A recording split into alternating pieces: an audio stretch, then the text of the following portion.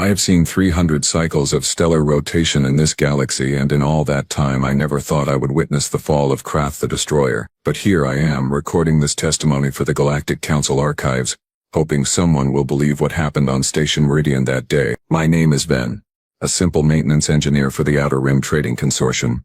I fix gravity stabilizers, patch hull breaches, and occasionally unclog the waste recyclers when some idiot flushes something they should not. It is not glamorous work, but it keeps my feeding tubes full and my carapace polished. The humans arrived on Station Meridian about 40 cycles ago.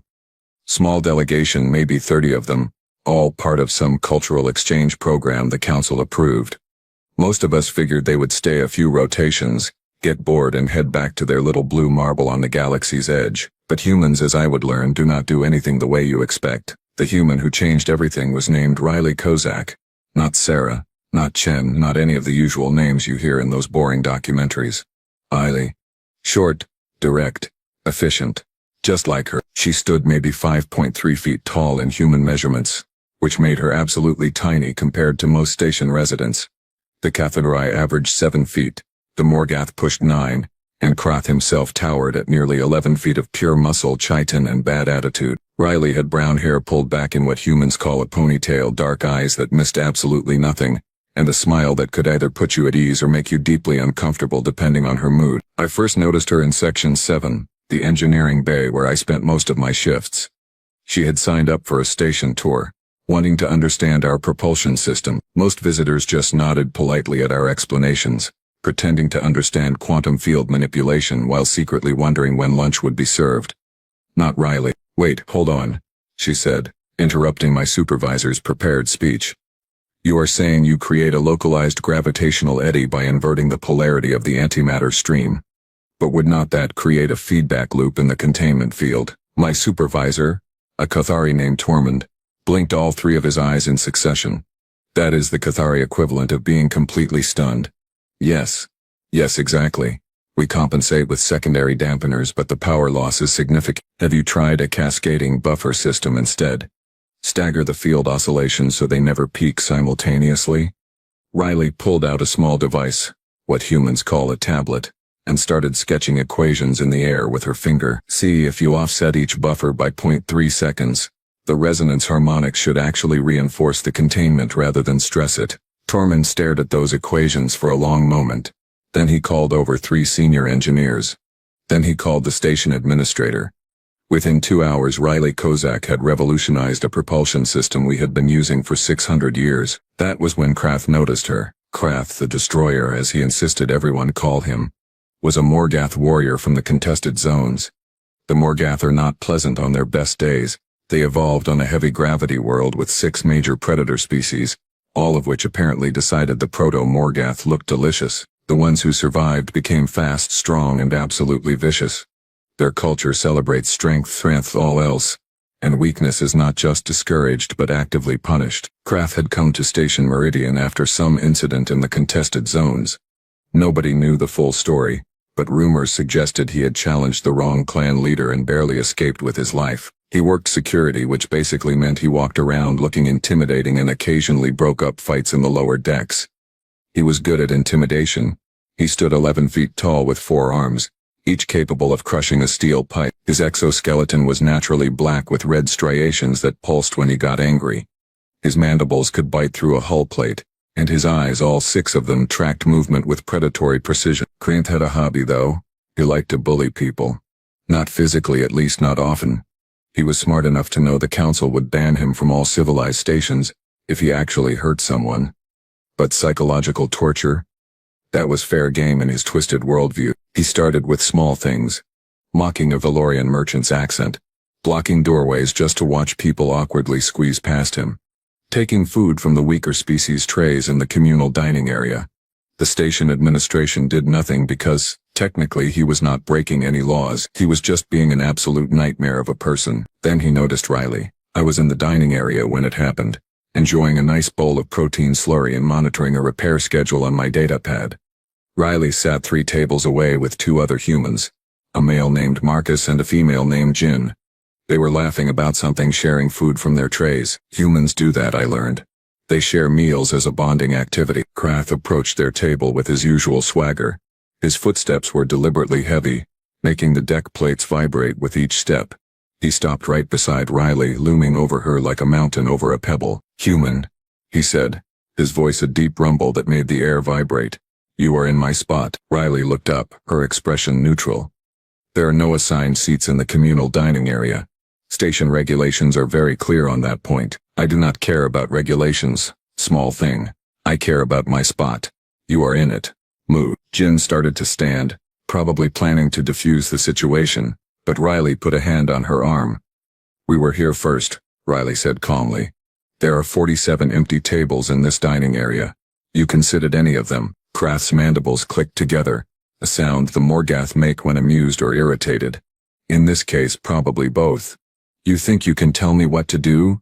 You are what, 5 feet tall? I could step on you and not notice." 5 feet 3 inches actually, Riley corrected. "And your height is irrelevant to the question of seating arrangements." Several nearby diners started moving away. When Krath got into these moods, it was best not to be nearby. His temper was legendary, and while he usually stopped short of actual violence, usually was the key word. "Irrelevant?" Krath leaned down, bringing his massive head closer to Riley's. "My height means I am strong. Strength is all that matters. You are weak, tiny, fragile. Your species only got space travel because you found abandoned technology, yes? You did not earn it. You are scavengers playing at being civilized." That was a low blow and completely inaccurate. Humans had developed their own space travel, though admittedly they were late to the galactic stage, but facts did not matter to Krath. He just wanted to hurt. Riley set down her fork very carefully. "Krath, I am going to give you one chance to walk away from this table. Not because I am afraid of you, but because I am trying to be polite." Krath laughed. It was a horrible sound, like rocks grinding together in a garbage compactor. "Polite? What will you do if I am not polite, little human? Will you cry? Will you run to the administrators? Will you?" He reached down and flicked Riley's tray, sending her food sliding across the table and onto the floor. The ceramic plate shattered on impact, protein cubes and vegetables scattering everywhere. The dining area went completely silent.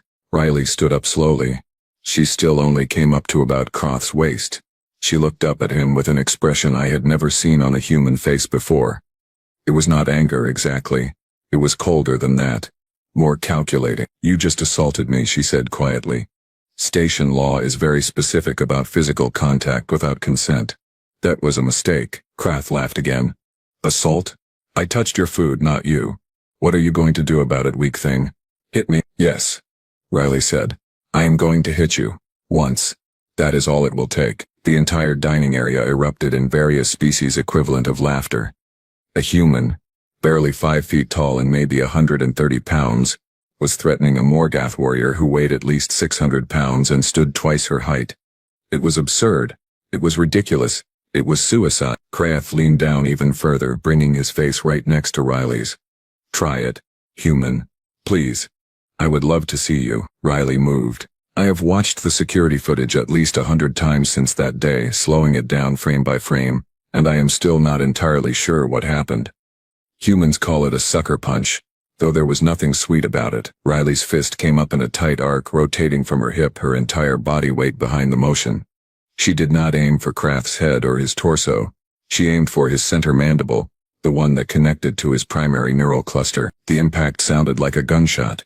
Krath's head snapped back. His legs, all 4 of them, locked rigid. His 6 eyes rolled back, showing the white membranes underneath. He made a sound I had never heard a Morgath make. A high-pitched keening that spoke of confusion and pain. Then, very slowly, like a building collapsing in slow motion, Krath the Destroyer fell backward. His massive body hit the deck plates with a boom that shook the entire section. He did not get up. Riley stood over him, shaking her hand and wincing. "Ow," she said, conversationally. "That hurt more than I expected." Marcus rushed over with a medical kit. "Riley, what did you do?" "I hit him in the synaptic cluster. Humans call it a knockout punch, but I was aiming for neural disruption. His anatomy is different enough that I was not sure it would work." "You knocked out Krath the Destroyer?" "Yes, I did. Can someone call medical? I think I broke 2 fingers." The next few minutes were chaos. Station security arrived. Medical teams rushed in and the administrators started yelling at everyone to clear the area. I stayed, though. I wanted to see what would happen next. Krath regained consciousness after about 5 minutes. The medical team had him on a stretcher, running scanners over his neural systems. He tried to sit up, saw Riley standing nearby with her hand in a medical brace, and immediately tried to lunge at her. Security restrained him. It took 6 officers and he nearly broke free twice. "You cheated," Krath roared. "You used a weapon. You poisoned me. No human could." "I used my fist," Riley said calmly. "Station security footage will confirm that. No weapons, no poison, no tricks. Just basic human combat techniques." "Impossible. Humans are weak, fragile. You could not." "Krath, may I explain something to you?" Riley stepped closer, ignoring the security officer's warnings. "Humans evolved on a heavy gravity world too. Not as heavy as yours, but heavy enough. We evolved as pursuit predators. Do you know what that means?" Krath glared at her with all 6 eyes. "It means we do not give up. Ever. We track prey for days, weeks if necessary, until it collapses from exhaustion. We are endurance hunters, and somewhere along the way we learned to channel that endurance into explosive power when needed. You are stronger than me in sustained force, but I am faster, more precise, and I understand leverage better than you ever will. This is not over, human." "Yes," Riley said firmly. "It is. Because if you ever threaten me or my friends again next time, I will not aim for a knockout.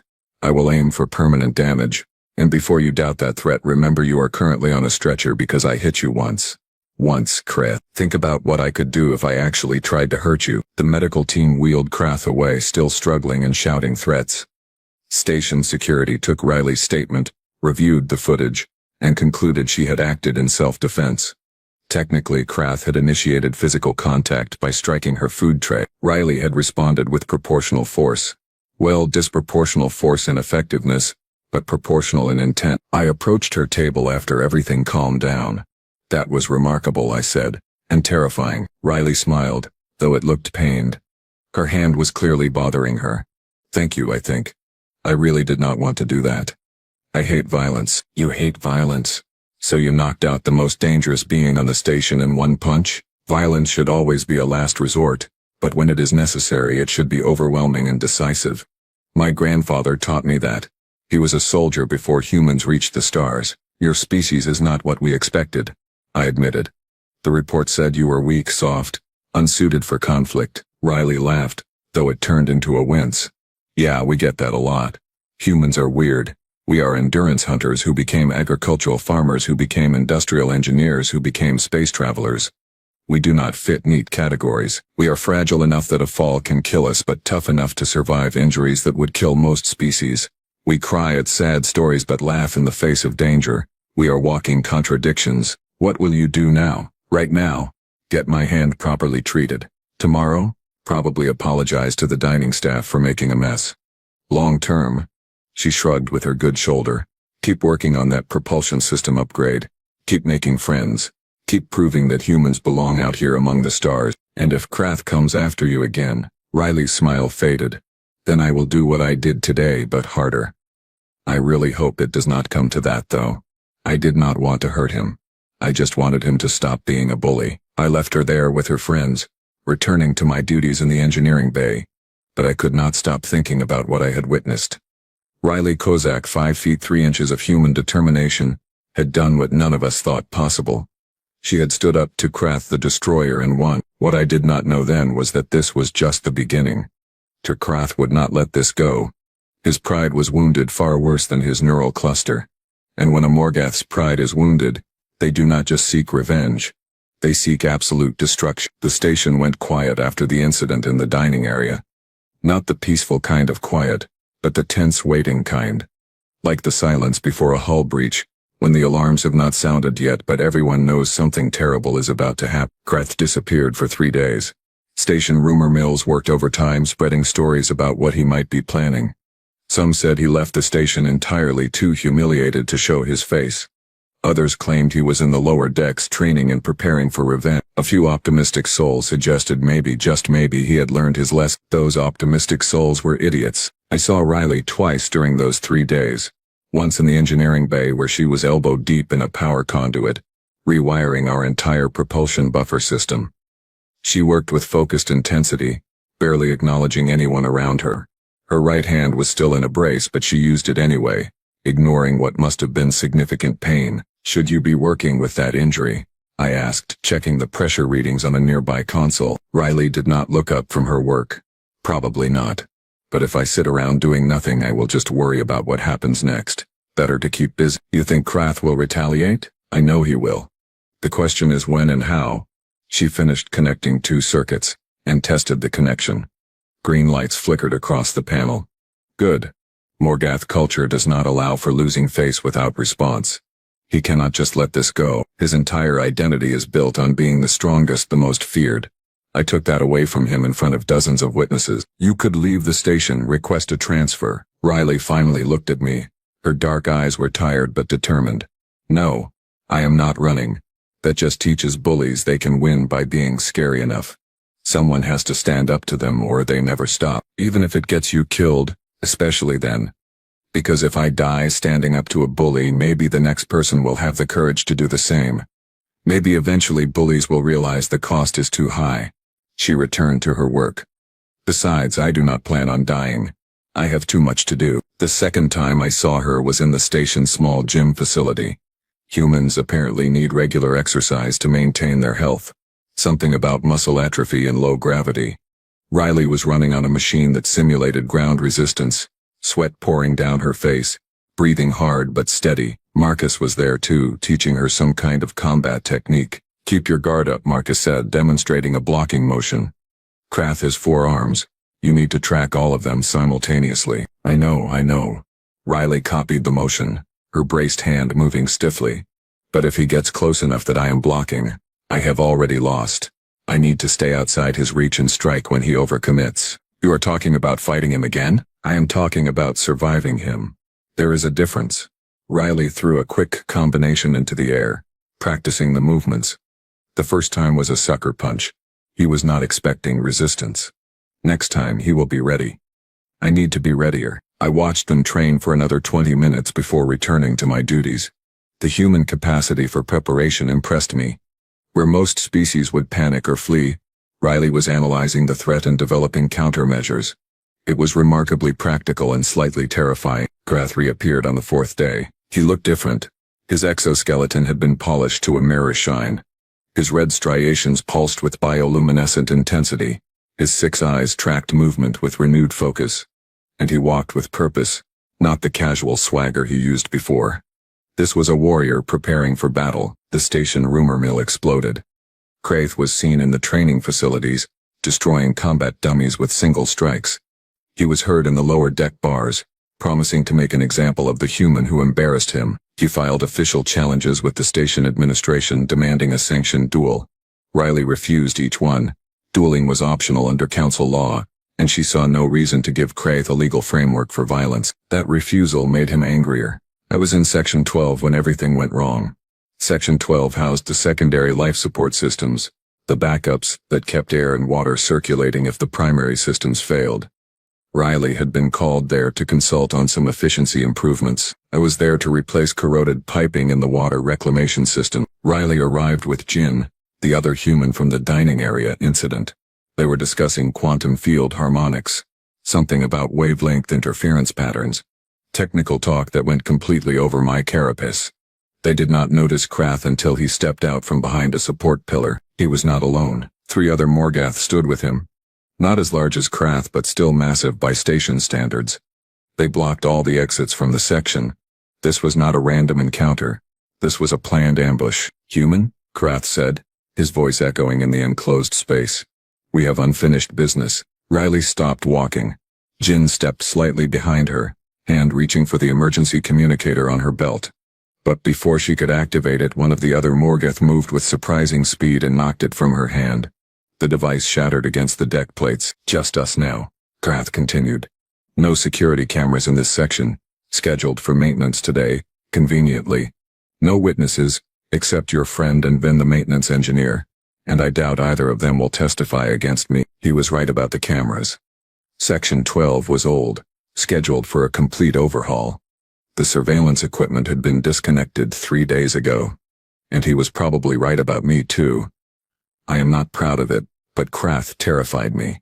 Most sane beings felt the same way. Riley evaluated the situation with remarkable calm. 4 against 1. You brought friends. Does that mean you are scared of me, Krath? Krath's mandibles clicked rapidly. Anger, definitely anger. I am not scared of anything, especially not a weak human. But my clan brothers wanted to witness your humiliation. They wanted to see the human who thinks she is strong brought down to her proper place. And what place is that? Broken on the deck, begging for mercy you will not receive. Krath began circling, his forearms flexing. The other 3 Morgaths spread out, forming a loose perimeter. I have studied your species since our encounter. I know your weaknesses now. Fragile bones that break easily, soft, internal organs with no natural protection. Slow healing that takes weeks for injuries. You got lucky once, human. You will not get lucky again. Riley did not move from her spot. She just watched Krath circle, her expression unreadable. Jin, she said quietly, when this starts, run. Get to the access tunnel on the left side of this section. It is small enough that Morgath cannot follow. Get help. Riley, I am not leaving you. You are not trained for this. I am. Please, Jin. Trust me. Jin hesitated, tears forming in her very human eyes. But she nodded. Krath stopped circling. Touching. The weak protecting the weaker. It will not matter. You will both learn what happens when humans forget their place. He charged. Krath moved fast for his size, all 4 arms reaching for Riley. But she was faster. She dropped low, sliding under his grasp, and struck upward as she passed. Her fist connected with what I recognized as a Morgath breathing spiracle. Not lethal but painful. Krath wheezed, his charge turning into a stumble. Run! Riley shouted at Jin. Jin ran.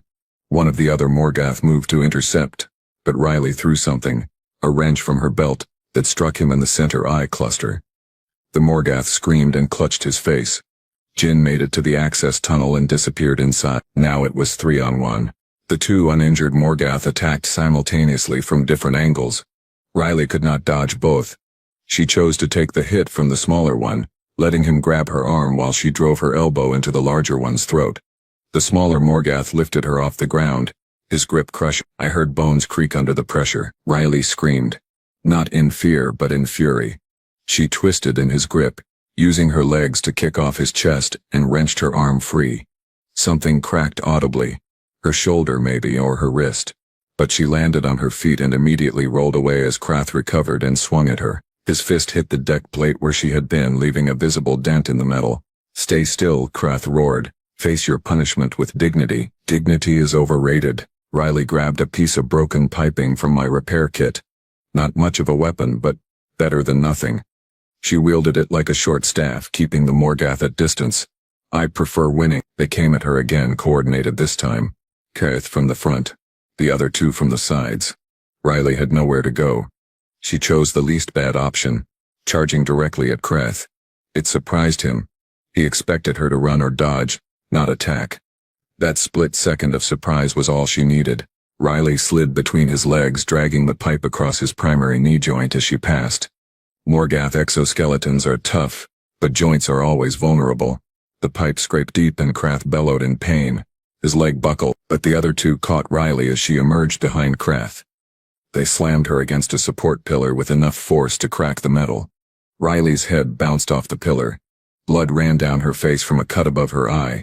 She tried to stand, but her legs would not hold her. She slumped against the pillar, breathing hard, eyes unfocused. Krath limped over, favoring his damaged leg.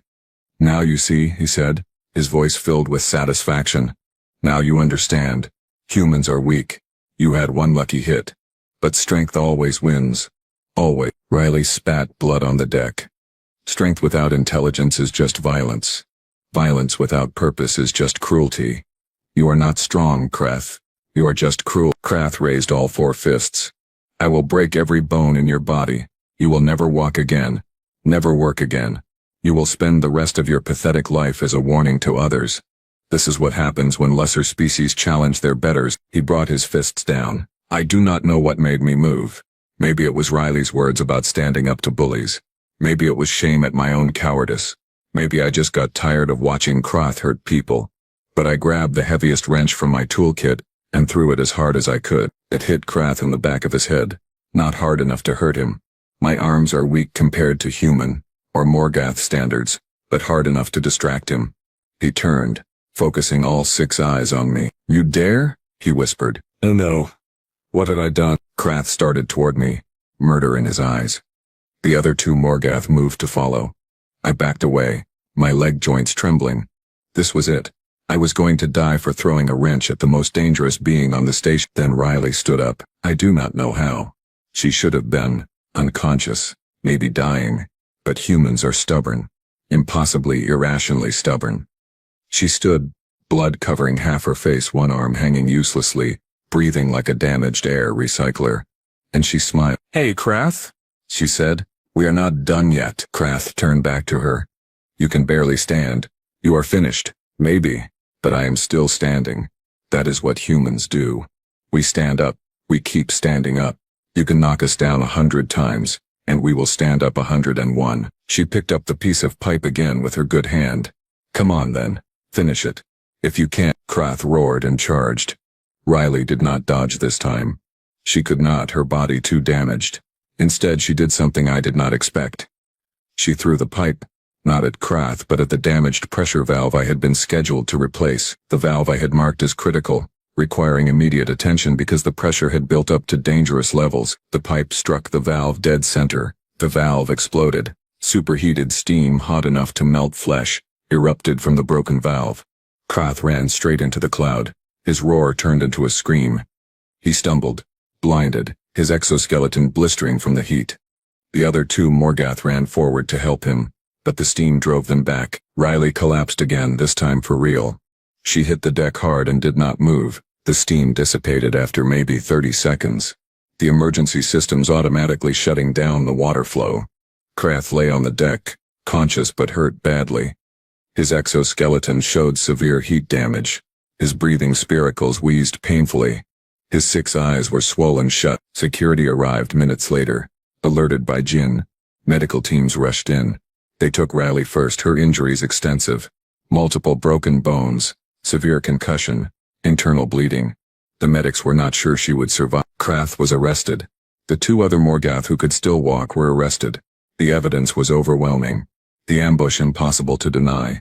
The council issued an immediate ban, forbidding Krath from all civilized stations. He would be returned to the contested zones, where his kind settled disputes without legal niceties. I gave my testimony to the investigators. Every detail, everything I witnessed. For once in my cowardly life I told the truth without hesitation. Riley spent 2 weeks in medical. Human healing is slow, but remarkably thorough. Broken bones were set and reinforced. Internal injuries were repaired. The concussion healed with time and medication. When she finally walked out of medical, she moved carefully, still sore, but alive. I met her in the engineering bay on her first day back. She smiled when she saw me. That same warm smile from before. Then, I heard you testified against Krath. Thank you. I should thank you, I said. You saved my life. I threw that wrench without thinking, and he would have killed me. You gave me the opening I needed. We saved each other. She moved to her workstation, checking the progress on the propulsion system. Besides, you proved something important that day. What? That courage is not about being fearless. It is about being terrified and doing the right thing anyway. You were scared, I could see it. But you acted. That makes you brave. I am not brave.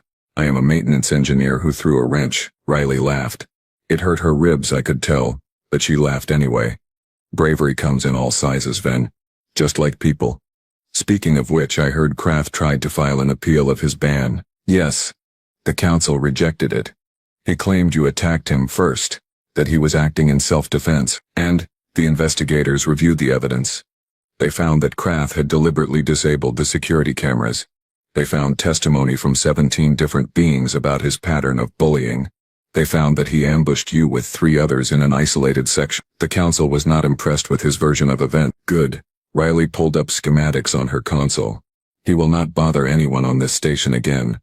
That is all I wanted. There is more, I said. The council issued a formal apology to the human delegation.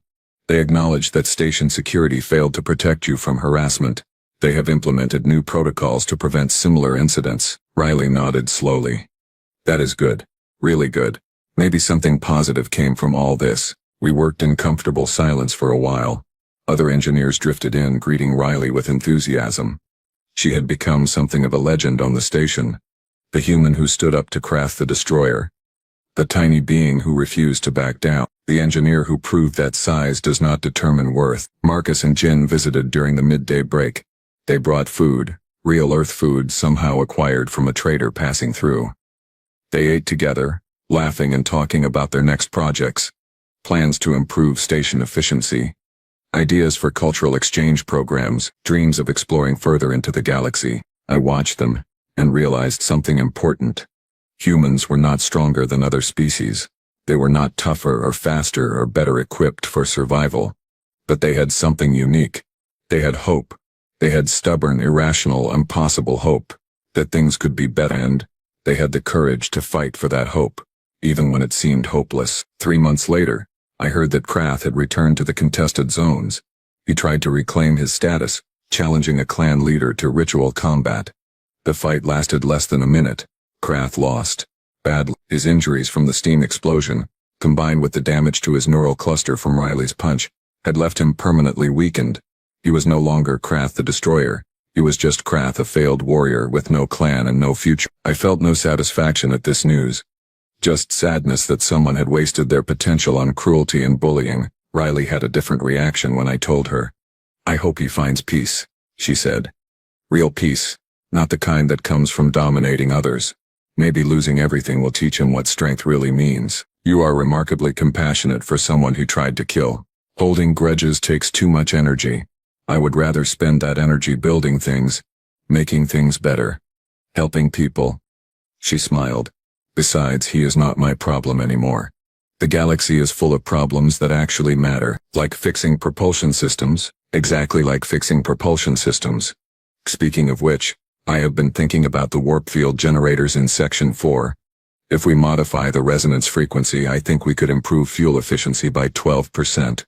Want to help me run the calculation? I did. We spent the rest of that day working on equations and simulations. It was peaceful, productive work. The kind of work that builds civilizations instead of tearing them down. Station Meridian returned to normal after that. Humans continued their cultural exchange, teaching us about their art, their music, their strange habit of forming emotional bonds with small animals. Riley became the station's chief propulsion engineer, implementing designs that improved efficiency across the entire Outer Rim network. Marcus started a human martial arts class teaching interested beings the techniques Riley had used. Jin opened a restaurant serving Earth cuisine, which became surprisingly popular despite the weird ingredient. Life went on. The galaxy kept spinning, and somewhere in the contested zones, Krath learned that true strength does not come from size or fear. It comes from standing up when standing up matters. From protecting those who cannot protect themselves. From refusing to let bullies win. Riley Kozak taught us all that lesson. She stood 5 feet 3 inches tall, weighed barely 130 pounds, and changed an entire station with one punch and a refusal to back down. That is humanity. Small, fragile, impossibly stubborn, and absolutely, undeniably worthy of walking among the stars. I am Ven, maintenance engineer for the Outer Rim Trading Consortium, and I witnessed the day Krath the Destroyer fell and never stood again. Not because of his physical injuries, though those were severe, but because Riley Kozak showed all of us, that cruelty is weakness wearing a mask of strength. True strength lifts others up. It builds instead of destroys. It creates instead of breaking. And it always stands up to bullies, even when it is terrified, even when it seems hopeless, even when you are just 5 feet 3 inches tall with nothing but courage and a really good right hook.